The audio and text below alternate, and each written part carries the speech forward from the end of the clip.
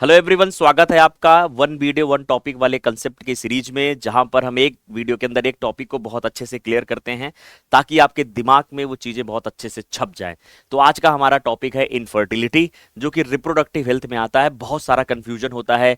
Gift क्या होता है, ZIFT, या गिफ्ट क्या होता है, GIFT, IUT और IUI में क्या डिफरेंस होता है, ICSI क्या होता है ना, आर्टिफिशियल इंसेमिनेशन क्या होता है। इन सब चीजों पर हम विस्तृत अध्ययन करने वाले हैं इनफर्टिलिटी वाले टॉपिक पर। तो चलिए स्टार्ट करते हैं बिना किसी देरी के।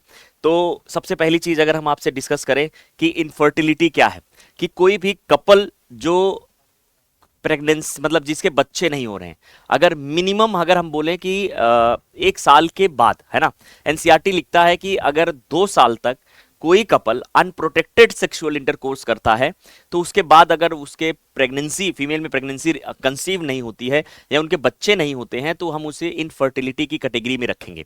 तो वही चीज यहां पर भी लिखी हुई है, inability of a couple to conceive a child despite unprotected sexual intercourse for over 1 year is called infertility. ठीक है, तो अब हमेशा ध्यान रखने वाली बात है कि 1 साल से ज्यादा, है ना, एनसीईआरटी लिखता है 2 साल, तो 1 साल से ज्यादा अगर अनप्रोटेक्टेड सेक्सुअल इंटरकोर्स, मतलब ना तो कॉन्डोम यूज हुआ हो, ना तो वोल्ट यूज हो, ना तो डायफ्राम यूज हुआ हो, ना ही आईयूडी किसी प्रकार की यूज हुई हो, ना तो इंजेक्शंस, ना ही इम्प्लांट्स, ना ही कोई भी स्टेलाइजेशन टेक्निक, है ना, कुछ भी इस्तेमाल नहीं हुआ, तो इसे बोलते हैं अनप्रोटेक्टेड सेक्सुअल इंटरकोर्स।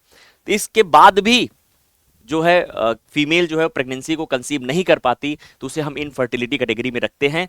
हाँ, ये डिपेंड करता है एज के हिसाब से। अगर मान लीजिए कि कोई एक कपल है जो 50 या जिनकी शादी जो है वो 40 साल की उम्र में हुई, और उनके 1 साल के अंतर्गत अगर प्रेगनेंसी कंसीव नहीं हो रही, बच्चा नहीं होने वाला है, या प्रेगनेंसी कंसीव नहीं हो रही, तो अगर वो डॉक्टर के पास जाते हैं तो डॉक्टर उनको ये नहीं कहते जाइए एनसीईआरटी में लिखा हुआ है 2 साल मिनिमम, है ना, उस टाइम पीरियड को पूरा करके आइए, है ना। तो क्यों? क्योंकि तो उस कंडीशन में उनको वो इनफर्टिलिटी वाली कैटेगरी में रखते हैं, और उनका जो है जैसे मान लीजिए कि आर्टिफिशियल इंसेमिनेशन की अगर मदद चाहिए तो वो दे देंगे, अगर गैमीट इंट्राफेलोपियन ट्यूब की मदद चाहिए तो वो दे देंगे, है ना। तो ये सारी आईवीएफ की जरूरत होगी तो वो देंगे। ठीक है, तो वो जो जिस प्रकार की जरूरत होगी वो उस प्रकार की चीजें उनको सप्लाई की जाएंगी या उनको प्रोवाइड की जाएंगी। ठीक है, affect both men and women, दोनों को अफेक्ट करता है। कॉज क्या हो सकते हैं? हार्मोनल इनबैलेंस हो सकता है, डिजीज हो सकती है, स्ट्रेस हो सकता है, जेनेटिक डिसऑर्डर हो सकता है ना, लाइफ स्टाइल हो सकता है, फिजियोलॉजिकल हो सकता है, कॉन्जेनाइटल हो सकता है, कई कारण हो सकते हैं इनफर्टिलिटी के। अगर हम मेल्स की बात करें तो स्पर्म काउंट कम होना या मोटिलिटी कम होना एक कारण है, हार्मोनल इम्बैलेंस होना, इन्फेक्शंस होना जैसे एसटीडी वगैरह, ब्लॉकेज ऑफ रिप्रोडक्टिव ट्रैक्ट, ये भी एक कारण हो सकता है इनफर्टिलिटी के लिए, है ना, मेल के अंदर। अगर हम बात करें फीमेल के अंदर क्या क्या हो सकता है बेटा, तो ओव्यूलेशन फेलियर होना, है ना, हार्मोनल इशू होना, ब्लॉक्ड फेलोपियन ट्यूब, है ना, पीआईडी हो, पीआईडी मतलब होता है पेल्विक इन्फ्लामेटरी डिसऑर्डर, है ना, यूरिन एबनॉर्मलिटी हो, एज रिलेटेड डिक्लाइन हो। ये सारी प्रॉब्लम जो होती है वो फीमेल के अंदर क्या कर सकती है, एक स्ट्रेस बहुत बड़ा कारण है, और स्टडी तो है ही है कारण, है ना।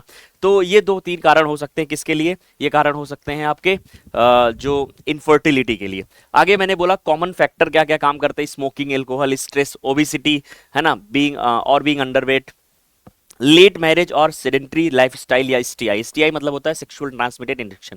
देखो लेट मैरिज भी इसका एक मेन कारण हो सकता है, क्योंकि जैसे जैसे हम एज बढ़ती जाती है, आप जानते हो फीमेल ना मीनोपॉज की तरफ पहुंचते जाते हैं, क्योंकि 45 से 50 साल की आसपास की जो एज है वहां पे मीनोपॉज आ जाता है, जहां पर फीमेल के अंदर मेंस्ट्रुअल साइकिल क्या होती है, अब्सेंट होती है। आगे बात करते हैं method help to conceive child. क्या क्या मेथड हो सकते हैं? Natural method plus medical checkups.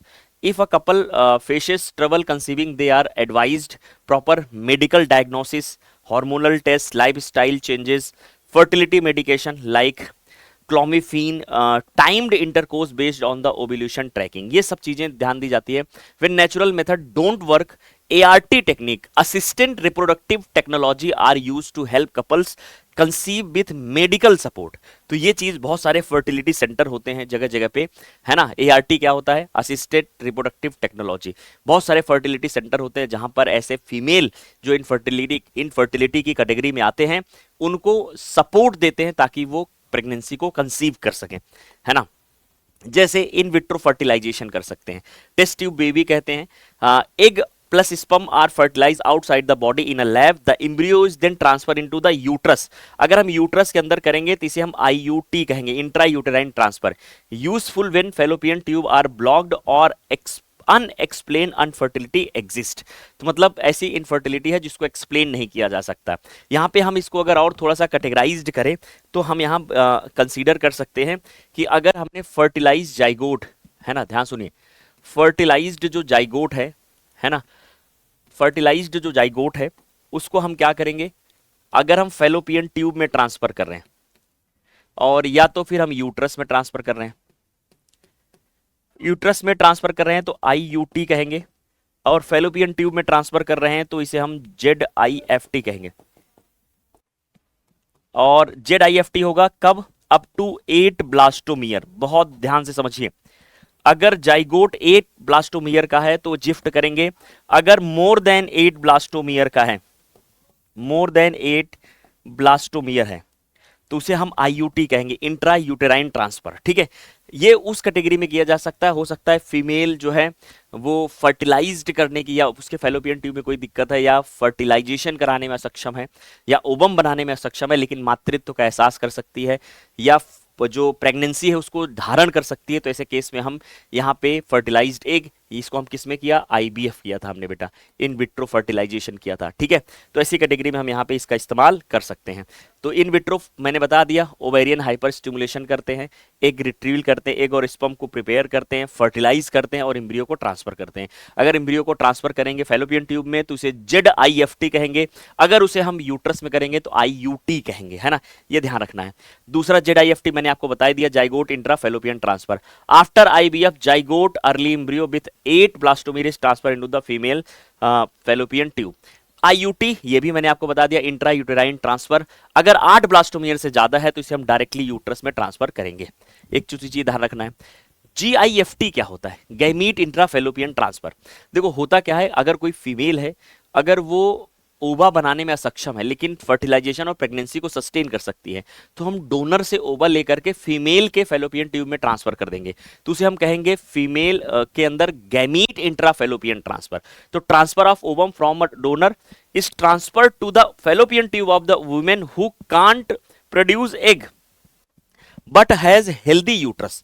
लेकिन यूट्रस हेल्दी है तो फर्टिलाइजेशन करा सकता है बेटा, प्रेगनेंसी को सस्टेन कर सकता है, लेकिन अब हम क्या कर सकते हैं, ओवा नहीं बना सकते. तो मातृत्व का एहसास के लिए वो डोनर से ओवा लेकर के ऐसे कंडीशंस में क्या करेंगे, उनके अंदर फर्टिलाइज करा दिया जाएगा खुद. यहाँ पे GIFT के अंदर बेटा ध्यान रखने वाली बात है, फर्टिलाइजेशन बॉडी के अंदर हो रहा है ना. लेकिन अगर हम ZIFT की बात करें तो फर्टिलाइजेशन बॉडी के बाहर हो रहा है. अब ये क्या है, ये एक ऐसी टेक्निक है ICSI, intracytoplasmic sperm injection. A single sperm is injected directly into an ovum used in the severe male infertility, very low sperm count और मोटिलिटी. ठीक है, ऐसे केस में हम ICSI का इस्तेमाल कर सकते हैं. मान लीजिए लैब के अंदर जो कह सकते हैं कि ऐसी जो कंडीशन है, जैसे मैंने बोला कि ओवम है, ओवम की जो मेम्ब्रेन है वो बहुत हार्ड है, तो स्पर्म पेनिट्रेट नहीं कर पा रहा है, तो स्पर्म को इंजेक्शन में भरेंगे और इंट्रोड्यूस कर देंगे इंजेक्शन के फॉर्म में. आर्टिफिशियल इंसेमिनेशन की अगर हम बात करें तो सीमेन फ्रॉम द हस्बैंड और donor is introduce into the vagina और यूट्रस, है ना. अगर यूट्रस में करेंगे तो इसे कहेंगे IUI होता है इंट्रा यूटेराइन इंसेमिनेशन, है ना. A simpler and less expensive method, बहुत सिंपलर और लेस जो है एक्सपेंसिव मेथड होता है ना. इसको मैंने बता ही दिया. IUI क्या होता है, इंट्रा यूटेराइन इंसेमिनेशन. मतलब देखो, अगर किसी मेल के स्पर्म में उनके नंबर में कमी है या उसकी मोटिलिटी में कमी है, तो ऐसे केसेस के लिए हम क्या कर सकते हैं, जो है AI का इस्तेमाल कर सकते हैं, आर्टिफिशियल इंसेमिनेशन का इस्तेमाल कर सकते हैं. या हम बोलें कि फीमेल जो मेल है वो क्या नहीं कर पा रहा है, इंसेमिनेशन नहीं कर पा रहा है, पेनिस के इरेक्शन में दिक्कत है, तो ऐसे केसेस में हम AI का इस्तेमाल कर सकते हैं. आपको पता है कि स्पर्म को स्टोर किया जाता है स्पर्म बैंक्स में -196 डिग्री सेंटीग्रेड लिक्विड नाइट्रोजन में. तो इंट्रा यूटेराइन इंसेमिनेशन हो गया. A type of artificial insemination where semen is placed directly into the uterus, है ना, help in case low sperm motility और unexplained infertility. ये आपको ध्यान रखना है. इसके बाद लिमिटेशन क्या है ART का, है ना. ART का लिमिटेशन है कि एक्सपेंसिव है, 1 से 3 लाख पर साइकिल होता है। Require expert handling and infrastructure, available mostly in the metro या tier 1 cities, social and emotional stress involve होता है। तो देखो मैंने बोला कि ये बहुत ही एडवांस टेक्निक है, तो सभी जगहों पे उपलब्ध नहीं है, जो मेट्रो सिटीज है वहां पे उपलब्ध है और बहुत कॉस्टली है ना, जो इनफर्टिलिटी को ट्रीट कर रहा है। देखो फर्टिलिटी सेंटर हर जगह नहीं होते, इसकी जो इंस्ट्रूमेंट्स वगैरह आते हैं वो बहुत कॉस्टली होते हैं बेटा।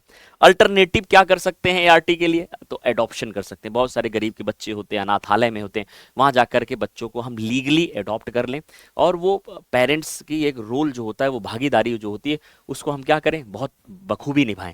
इन India legal adoption is allowed and encouraged with many orphaned children, मतलब अनाथ बच्चे जो होते हैं, adoption is a noble loving and legal way to build a family. ठीक है, तो लेटेस्ट अपडेट क्या है इनफर्टिलिटी इन इंडिया के ऊपर, ये भी हम बात कर लेते हैं। तो government launches affordable IVF scheme in 10 cities, है ना। Subsidised ART treatment now available in the select government hospitals, तो मतलब सेलेक्टेड गवर्नमेंट हॉस्पिटल, तो मतलब अगर हम बोले कि जो एआरटी के ट्रीटमेंट्स होते हैं, इनको कुछ सेलेक्टेड गवर्नमेंट के जो हॉस्पिटल्स है उनमें क्या हुआ, अप्लाई कर दिया गया है ना। और सब्सिडी भी जो होती है वो भी प्रोवाइड कर दी जाएगी।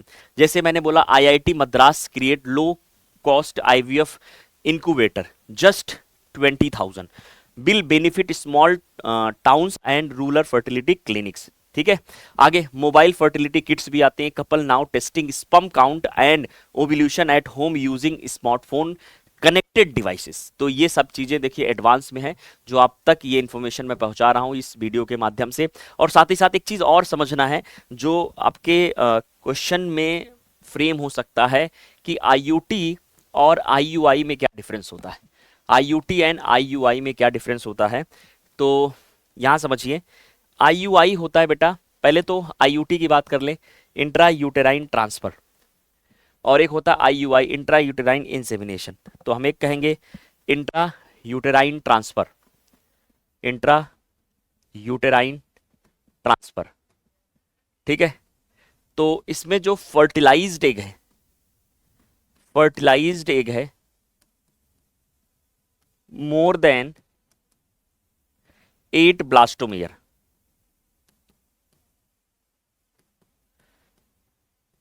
ट्रांसफर इनटू यूट्रस, इसे बोलेंगे intra uterine insemination, intra uterine insemination.